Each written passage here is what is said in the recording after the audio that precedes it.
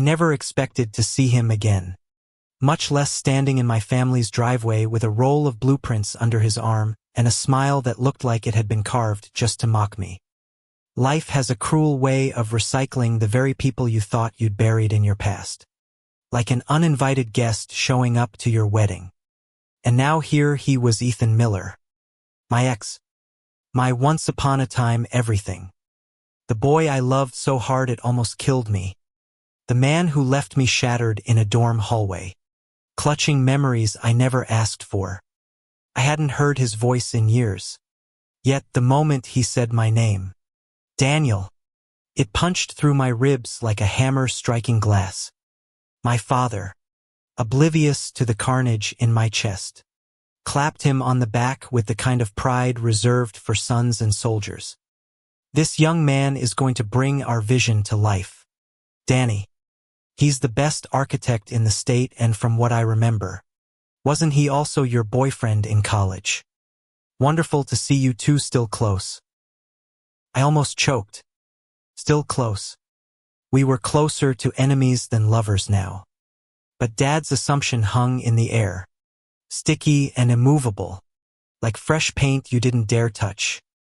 Ethan's eyes flicked to mine, a dangerous spark hidden beneath the polite smile he wore for my father's sake. And God help me saw it. That flicker, that tiny flash of the boy I once knew. Yeah, Ethan said, steady as stone. We go way back. My pulse slammed against my throat. Why did he play along? Why the hell was he here at all? The house project was supposed to be simple. A family estate outside Boston. Modern with traditional touches.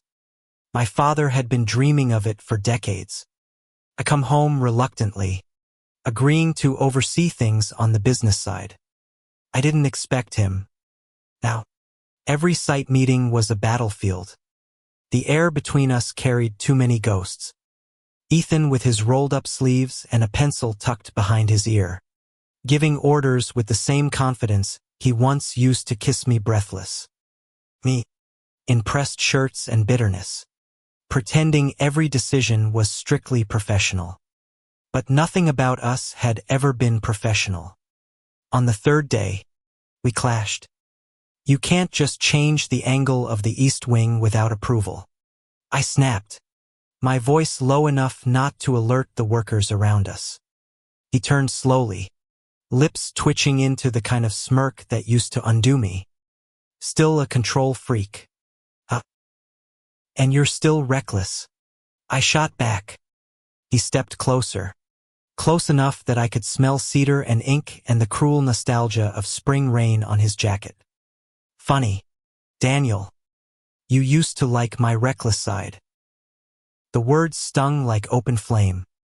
At night, I lay awake in my childhood room, ceiling fans spinning uselessly above me, dragging up memories I tried to bury.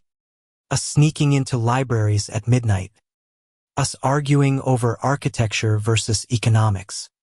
Us making love like the world was on fire and we were the only ones left alive. But those memories always bled into the night he walked away. The night he told me dreams mattered more than us. That I wasn't part of his future. So why now? Why him here? Entangled with my family and my father's trust. The next morning, I caught him studying the half-finished frame of the house with a softness I hadn't seen in years. His hand rested against the wood beam as though it were alive. He looked tired, older, but still the same Ethan who believed in shaping beauty out of nothing. You really love this, don't you? The words left my mouth before I could stop them. He glanced at me, cautious. It's all I ever wanted. To build something that lasts. His eyes lingered on me longer than they should have. Not everything gets that chance. The silence pressed down hard between us. He wasn't talking about the house. My father kept pushing us together. Dinner invitations. Joint site visits. Late-night planning sessions over wine. Each moment chipped away at the wall I'd built around myself. I hated how easily old instincts returned, the way I anticipated his laughter, the way my chest tightened when his arm brushed mine. And then came the storm. A thunderstorm rolled in during a late inspection at the site. The power cut out. We were trapped in the half-finished living room, rain hammering the roof like it wanted to rip it apart. I stood by the window, trying to ignore the way water dripped down Ethan's temple. "You're shivering," he said, his voice softer than I expected. He shrugged off his jacket and held it out. "I don't need your help." "Daniel," he whispered, stepping closer, jacket still in his hands. "Stop pretending you don't." The dam inside me cracked. "You left me." My voice cracked, louder than the thunder outside. "You left me when I needed you the most. And now you're here, acting like nothing happened. Like we can just—" "I know," he cut in, his own voice breaking. "I was scared. I was stupid. I thought if I chose my career, I proved something. But every building I've designed since then, none of it mattered. Because it wasn't you." I stared at him, heart split open, words tangled in my throat. And then, without warning, the generator kicked in. The lights buzzed on. And suddenly, we weren't two silhouettes in the dark, we were two men exposed, raw and trembling. His jacket still hung between us, waiting. Would I take it? Would I let him back in? The storm outside had calmed. But inside me, it raged harder than ever. The storm passed, but the silence it left behind weighed heavier than the rain-soaked air. I stood there, staring at the jacket in Ethan's hands, my chest rising and falling like I'd just run a marathon. I didn't take it, not because I didn't want to, but because I was terrified of what it meant if I did. So instead, I turned away, pretending to study the framed-out wall, pretending my heart wasn't clawing at my ribs. "You should get home before the roads flood," I muttered. Ethan let out a soft breath, half a sigh, half a laugh. Still stubborn as hell. He dropped the jacket over the back of a half-built chair and walked past me, brushing my arm as he did. The contact was electric, sharp, and gone too soon. When the door shut behind him, I sank against the wall. The smell of sawdust and rain clung to me, and so did he. The following week was worse. My father seemed hell-bent on throwing us together at every opportunity. Lunch meetings, car rides to the site, even a ridiculous team-building dinner at his favorite steakhouse where he ordered a bottle of wine and told us, "You two always made such a great pair." I nearly choked on my drink. Ethan, of course, leaned back in his chair and smirked, eyes glinting with mischief and something else I didn't dare name. "So, Daniel," he said smoothly, "how's life treating you these days? Still running the company like a tyrant?" My father roared with laughter. I wanted to sink under the table. The truth was, life hadn't been treating me well at all. Sure, I had the family business. Sure, on paper I looked successful. But every relationship after him had been shallow. Brittle things that cracked at the first sign of pressure. None of them stuck. None of them made me feel alive the way Ethan had. But I wasn't about to confess that over medium-rare ribeye. "It's stable," I said flatly, stabbing my steak a little harder than necessary. "Which is more than I can say for your artistic whims." He tilted his head, eyes narrowing. "Stable. Sounds thrilling." I glared. He smiled. And my father, oblivious, kept talking about construction deadlines. Later that night, I found myself standing by the river near the project site, the water reflecting the faint glow of the city skyline. I came there to breathe, to clear my head. But he showed up, Of course. Ethan always had a knack for showing up where I least wanted him, where I most needed him. You follow me now? I asked, not bothering to hide the bite in my tone. Please, he said, slipping his hands into his pockets. If I wanted to stalk you, I'd do a better job of it. I rolled my eyes. What do you want, Ethan? To talk. We don't need to talk. Yes, we do. His voice dropped, steadier now, and it cut straight into me. Because if we don't, this thing between us is going to burn the whole damn house down before it's built. I turned to face him, the night air cold against my skin. He looked older in the moonlight, sharper around the edges, but his eyes were still the same stormy, restless, impossible to look away from. Why are you here? I demanded. Why take this job? Out of all the projects in the world.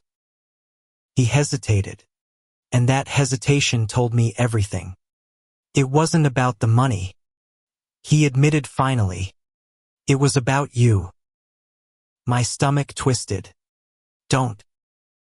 I mean it, Daniel. He stepped closer, slow but certain. I thought I could bury what we had. I thought I could build over it, brick by brick, with career and success and all the bullshit I told myself mattered more. But I was wrong.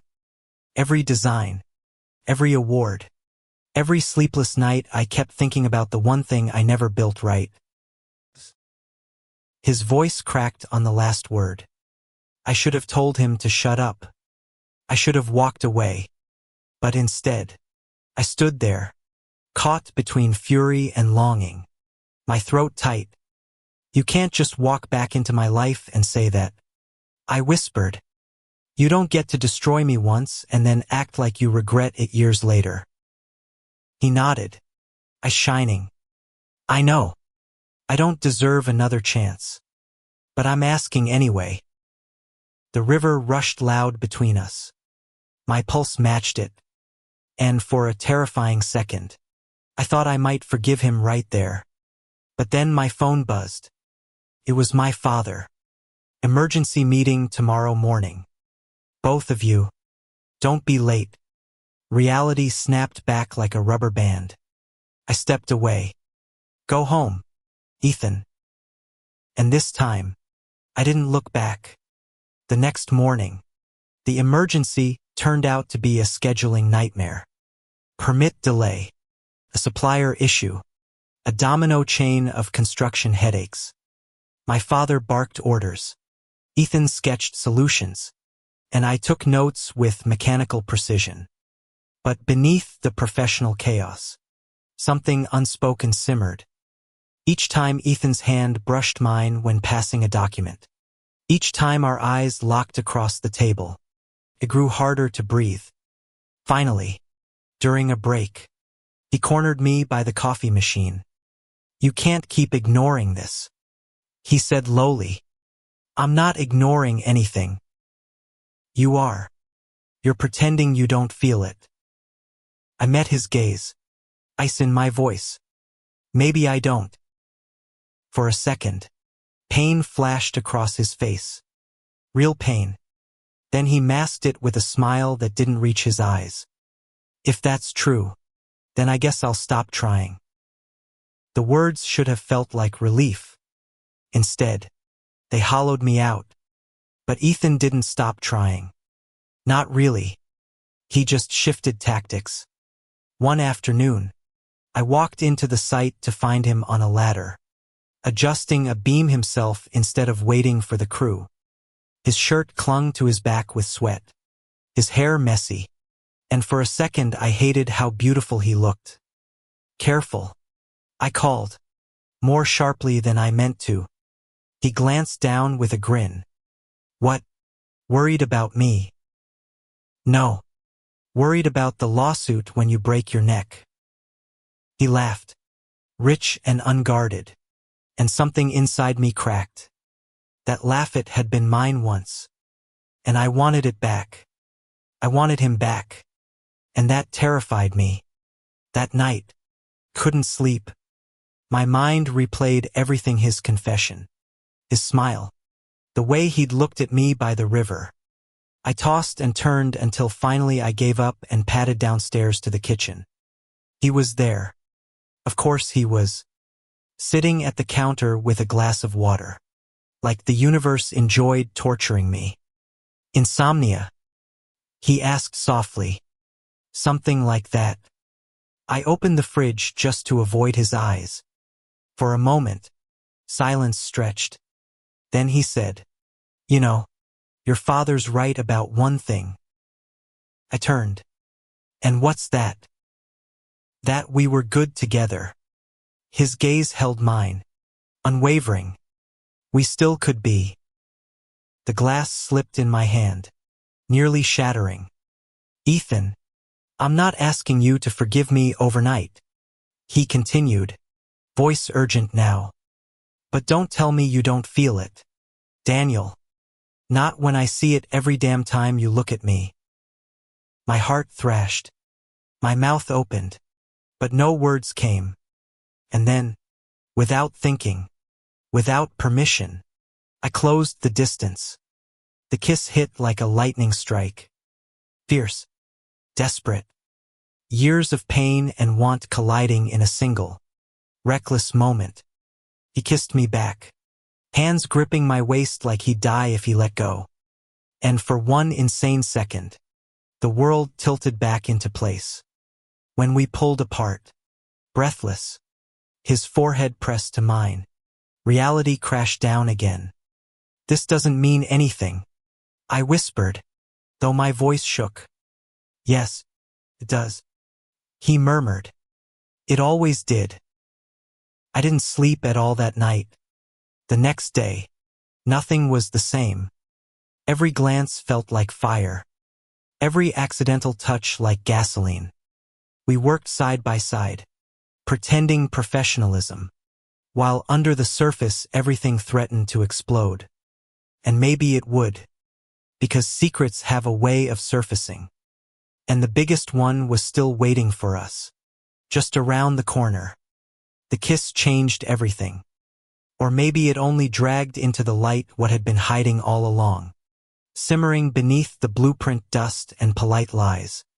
Either way, when I woke the next morning, I felt it everywhere: in my lips, in the tightness of my chest, in the way the sunlight spilling through the curtains seemed almost accusatory. I shouldn't have kissed him. I shouldn't have let him kiss me back. And yet, I wanted to do it again. At breakfast, my father droned on about timelines and permits, but all I could focus on was the sound of Ethan's spoon clinking softly against his coffee cup across the table. Neither of us spoke of last night. Neither of us dared. But when our eyes met over the rim of our mugs, something silent passed between us. Something dangerous. By mid-morning, we were back at the site. The crew hammered. Saws screeched. The whole place buzzing with life. Yet the space between Ethan and me carried a static hum louder than all of it. "Daniel," he said finally, pulling me aside near the unfinished staircase. His voice was low, rough, like gravel under tires.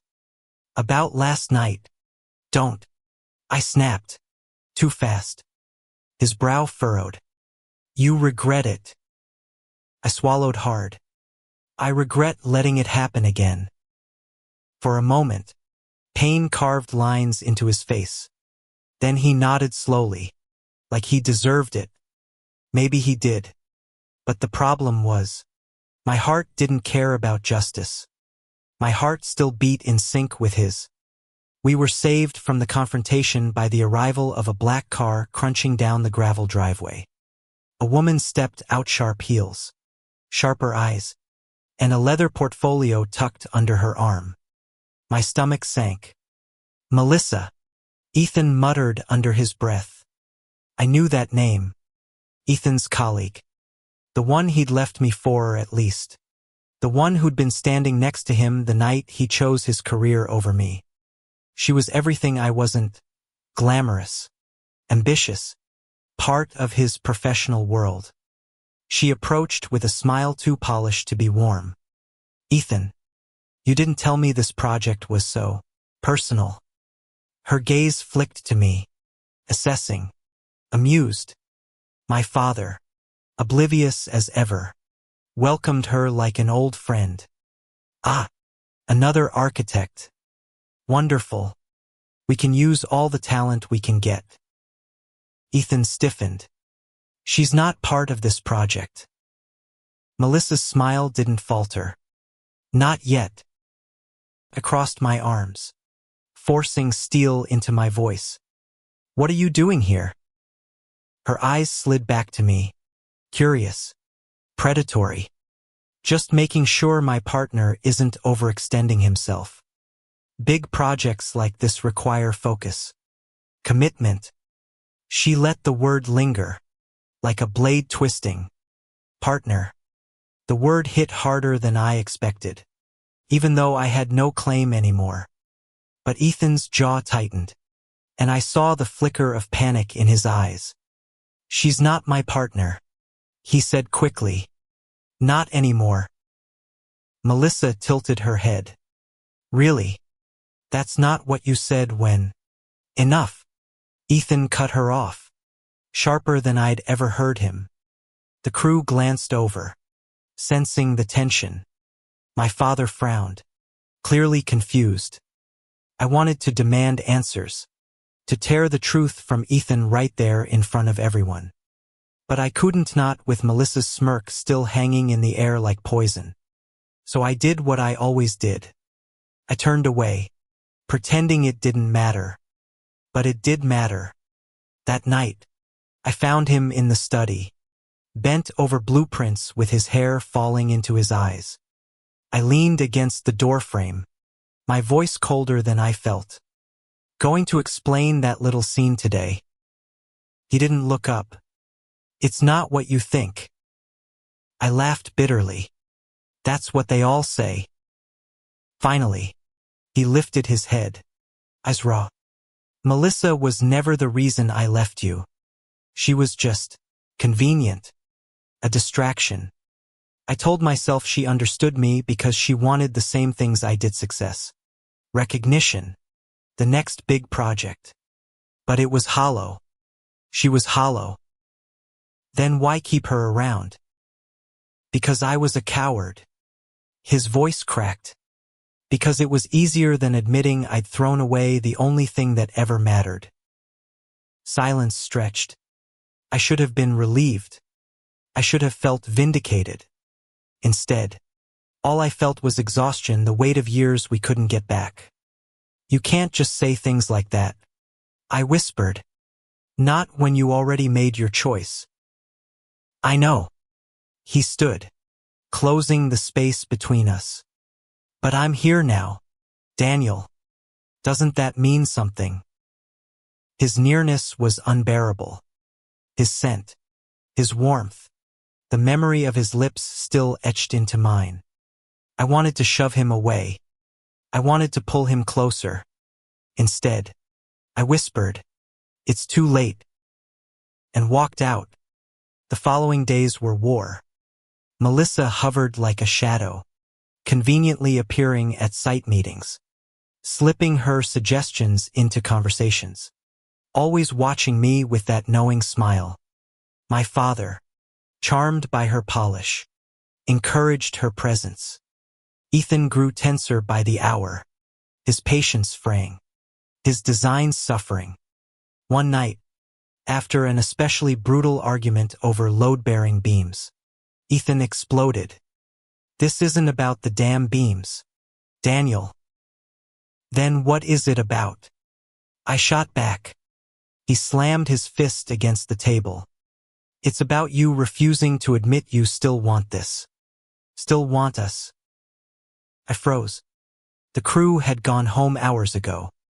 We were alone, the echo of his voice filling the half-built house. "You think I don't feel it?" he demanded, stepping closer. "You think I don't see the way you look at me when you think I'm not watching? You can lie to me all you want, But don't lie to yourself. My throat tightened. And what if I do still want it? What good does that do? You'll just leave again. His face broke, like glass shattering. I won't. Not this time. The words hung in the air, fragile and dangerous. I turned away, because if I didn't, I would break too. The breaking point came 2 nights later. Melissa cornered me in the driveway, her perfume sharp in the cold air. You know he'll never choose you, she said smoothly. Not really. He lives for this. For the work. You'll always come second. My hands curled into fists. Funny. He already did choose me once. Her smile was cruel. And look how that turned out. I wanted to hit her. I wanted to scream. But before I could, Ethan appeared, his expression thunderous. Melissa, he said, his voice a low growl. Leave. She arched a brow. Or what? Or I'll tell every client exactly how you sabotage people to get ahead. Her smile faltered. For a moment, the mask slipped, and I saw the venom underneath. Then she spun on her heel and stalked to her car. The engine roared, and she was gone. I exhaled shakily. Ethan turned to me, his expression softer now, almost pleading. She doesn't matter, he said. Not anymore. Only you do. I wanted to believe him. God, I wanted to. But trust wasn't something that came back with a kiss or a confession. Trust was built, beam by beam, like the very house we stood in. And I didn't know if ours could be rebuilt. Later that night, I lay awake again, staring at the ceiling. My chest ached with too many truths, too many lies. And somewhere deep down, beneath all the fear and anger, a question whispered, what if he meant it this time? What if he really had come back for me? And if he had, was I brave enough to take him back? The house was taking shape. Walls rose where there had been nothing. Beams stretched across open air, and sunlight filtered through half-installed windows. But inside me, nothing felt stable. Every day the structure grew stronger, while I grew weaker, pulled apart by 1,000 contradictions. I wanted Ethan. I hated him. I wanted to believe him. I didn't trust him. And then came the night that split everything open. My father called a dinner at the estate. It was supposed to be a celebration of progress. Investors and family gathered in the unfinished living room. Catered food set up on makeshift tables. The air buzzed with laughter and polite conversation. I wore a mask so tight it hurt. Ethan stood across the room. Charming. Magnetic. Showing blueprints to a cluster of board members. And Melissa God helped me was there again. Uninvited but welcomed by everyone except us. She sipped her wine like poison, her eyes flicking to me every so often, daring me to break. I almost did. Halfway through the evening, she cornered my father. I watched from a distance as her smile widened, her words dripping with sweet venom. My father's expression shifted from amusement to concern, then to something like shock. Across the room, heart hammering. What's going on? My father's gaze was sharp, suspicious. Melissa tells me you two broke up years ago. His words cut through the air like a blade. And that this whole arrangement is a lie. The room went silent. Heads turned. All eyes on us. My stomach dropped. Ethan froze, wineglass halfway to his lips. Melissa smirked, victory glittering in her eyes. Dad, I started, but the words tangled. Is it true? My father's voice thundered, louder than the rain that had started outside. All this time, I thought he stopped, face red with fury and embarrassment. Do you know what this looks like? Do you know what kind of fool this makes me? The shame in his voice sliced deeper than anger ever could. Yes, Ethan said suddenly, stepping forward. His voice was steady, but his hands trembled. It's true. We broke up. But the lie was mine, not his. I didn't correct you because I couldn't admit I'd lost him. Gasps rippled through the room. My face burned. Stop, I whispered, but Ethan kept going. I loved your son, he said, voice breaking now. I still do. I made the worst mistake of my life when I left him. And if I lied to stay close to him for a little while longer, then I'm guilty. But I won't apologize for loving him. Not ever. The silence that followed was unbearable. My father's face hardened like stone. Get out. Dad, I tried, but he cut me off with a look that gutted me. Both of you. Now. We left under a storm. Rain drenched us as we ran to our cars. Thunder cracking like judgment overhead. I wanted to scream. I wanted to hit him. Instead, I grabbed Ethan's arm, dragging him beneath the skeletal frame of the unfinished porch. What the hell was that? My voice cracked with fury. Do you realize what you've done? He stared at me, rain streaming down his face, mixing with tears I couldn't tell apart. I told the truth. You humiliated him. You humiliated me. I saved you from more lies. He shot back. You think we could have kept pretending forever. You think your father wouldn't have found out eventually. I shoved him, hard enough that his back hit the beam. You don't get to make that choice for me. He grabbed my wrists, desperate, pleading. And you don't get to keep running from this. From us. I'm not running. Yes, you are. His grip tightened, his eyes wild. You've been running since the moment I came back. You hide behind anger, behind your father, behind every excuse you can find. But the truth is, you still love me, Daniel, and it terrifies you. The words ripped me open, because he was right. I wrenched free, breath shaking. Even if I do, love isn't enough. For a long moment, he just looked at me, broken in a way I'd never seen. Then he whispered, maybe not, but it's all I have left to give. And then he was gone, disappearing into the rain before I could stop him. The fallout was brutal. My father refused to speak to me. Investors threatened to pull out, citing unprofessional entanglements. Melissa vanished, but not before spreading whispers that stained Ethan's reputation. The project hung by a thread, and so did I. Days blurred. I threw myself into work, trying to salvage what I could.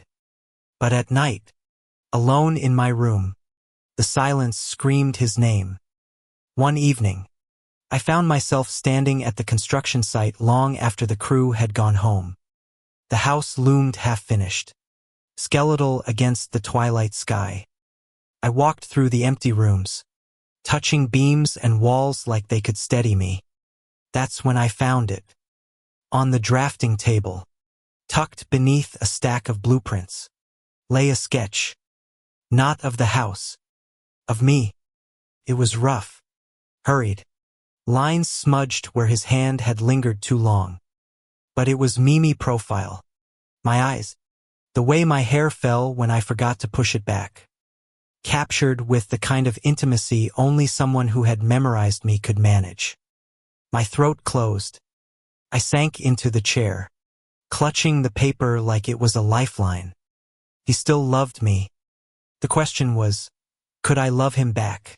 Without drowning? The answer came the next day, when everything collapsed. The supplier backed out. Construction halted. Investors pulled funding. My father blamed me, and in a voice so cold it made my bones ache. He said, "If you want to throw your life away on him, fine. But you won't drag this family down with you." I walked out before he could see me cry. Outside, Ethan waited. He looked exhausted, like the storm hadn't left him either. When he saw my face, his own fell. "Daniel." They pulled out. I choked. "The whole project. It's over." He reached for me. I almost let him. Almost. But then I remembered Melissa's words. My father's fury. The ruin of everything we'd built. And I stepped back. "I can't do this," I whispered. "Not again." His face shattered. And I walked away. For 3 days. I didn't see him. The site stood abandoned. The house silent. I threw myself into damage control. Meetings and phone calls. Anything to keep from thinking about him. But on the 4th night, there was a knock on my door. I opened it to find him there, soaked from rain again, holding something in his hands. "Blueprints. This isn't over," he said, voice steady despite the storm in his eyes. "Not the house. Not us. I'll prove it to you." And for the first time in years, I let myself hope he might be right. Ethan stood on the edge of the unfinished balcony. The city lights spilling into the distance like molten stars scattered across a velvet sky. The night was humid, sticky with the weight of everything unsaid, and his pulse hammered in his throat. Behind him, Daniel's footsteps were steady, deliberate, as if each step was a decision toward him, toward their past, toward something that had been broken so long ago. "You're not going to jump, are you?" Daniel's voice was teasing, but it carried an undertone of worry that cut through the joke. Ethan snorted, bitter. "If I was, you'd probably just calculate the trajectory and tell me how to land without breaking my legs." Daniel was quiet for a long moment. Then, softly, "You know me too well." That silence pressed between them, thick and unforgiving. It wasn't just the years, or the cruel way they had ended, or the fact that Ethan's father had unknowingly forced them back into each other's orbit. It was everything. The missed chances, the stubborn pride, the love that had never truly died. Ethan finally turned to face him. The sight hit him like a fist to the chest. Daniel in the half-light, sleeves rolled up, hair messy from the day's work, eyes glowing with something Ethan didn't want to name. "I hate that you're here," Ethan blurted out, the words trembling. "I hate that my dad thinks we're still together. I hate that I can't walk into a room without everyone looking at us like we're some kind of..." His voice cracked. "Like we're still us." Daniel stepped closer, his expression unreadable. "And what do you hate more, Ethan? That people think we're still user that a part of you wishes we were?" The words carved through him like glass. Ethan's hands curled into fists. "You don't get to say that. You don't get to act like you didn't." His chest tightened. "You walked away first." Daniel's jaw clenched, his voice rising. "Because you shut me out. You acted like what we had was nothing. Like we were nothing. Do you know what it felt like to love someone who was too afraid to even admit it out loud?" The old fight, the one they never finished, cracked open like a fault line. Ethan shook his head, anger and pain burning hot in his chest. "I was 19, Daniel. My me family, they would have never accepted it. You think I didn't want to scream it to the world? You think I didn't want to choose you?" His voice dropped. "I did. I always did." Daniel's breath hitched. The fight dissolved in an instant, leaving behind only the jagged truth neither had dared say. For a long time, neither spoke. The sounds of the city filled the air, the honk of horns, The hum of traffic. The whisper of wind threading through scaffolding. Finally, Daniel moved closer until there was barely an inch between them. His voice was quiet, trembling. Then why are we still pretending? Ethan, why are we pretending like this doesn't matter? Like we don't matter? Ethan swallowed hard. His father's face flashed in his mind, stern and proud. A man who had spent his whole life building walls Ethan had never been brave enough to climb over. But looking at Daniel now, Ethan realized something terrifying. He wasn't afraid of falling anymore. I don't know if I can make him understand, Ethan admitted, his throat tight. I don't know if I can make anyone understand. Daniel's eyes softened, and he reached up, brushing his fingers lightly against Ethan's cheek. Then don't do it for them. Do it for you. For us.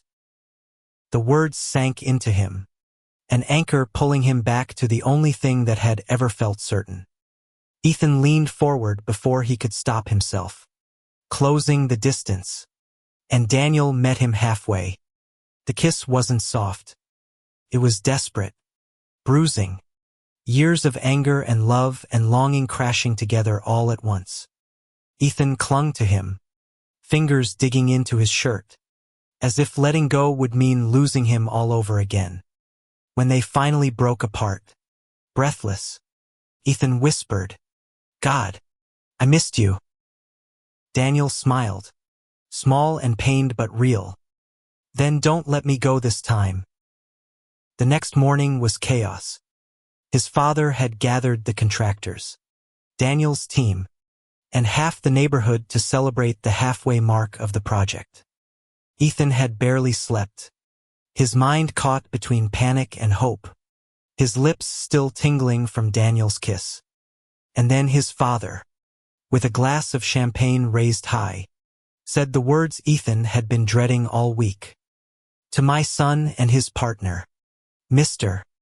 Hayes announced proudly. The two of them make a damn good team, don't they? The crowd erupted into cheers. Ethan froze. Daniel's hand brushed against his under the table, a grounding force, and for the first time in years, Ethan didn't pull away. He stood. His heart was pounding so hard it drowned out everything else. Dad, Ethan said, his voice unsteady. There's something you need to know. The crowd hushed. His father's brows furrowed in confusion. Daniel's hand squeezed his once. Silent encouragement. Ethan took a deep breath. His whole life he had been afraid of this moment. But maybe love was about choosing courage anyway. You think Daniel and I have been together this whole time? Ethan began, his voice carrying through the silence. The truth is we broke up in college. It wasn't pretty. It wasn't easy. And honestly, I thought I'd never see him again. He paused, searching for his father's eyes. But now he's here, and maybe it's fate, or maybe it's just dumb luck, but I'm done pretending.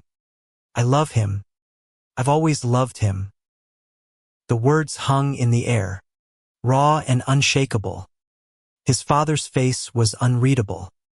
The silence stretched, unbearable. And then slowly Mr. Hayes lowered his glass. His eyes softened in a way Ethan had never seen before. You think I don't know what love looks like? His father said quietly. I saw it the moment he walked in the room. He cleared his throat, turning away. You're my son, Ethan. I don't care who you love. I just care that you're happy. Ethan's chest broke open, relief and disbelief flooding through him all at once. He hadn't realized he was crying until Daniel pulled him into a hug, warm and solid, grounding him back into the moment. The applause came next, loud, unfiltered, celebratory. The tension that had weighed on him for years shattered like glass. Months later, the project was finished. The building stood tall, a testament not just to design but to resilience. Daniel's design had woven in light and space in ways that felt alive. And Ethan couldn't look at it without thinking of how far they'd come. On the final night, they sat on the balcony together, watching the city glow beneath them. "You know," Daniel murmured, leaning against him, "if your dad hadn't hired me, none of this would have happened." Ethan laughed softly. "Guess I owe him a thank you." Daniel tilted his head, smirking. "You could just keep kissing me instead." So Ethan did. The night wrapped around them like a promise. The city alive and endless before them.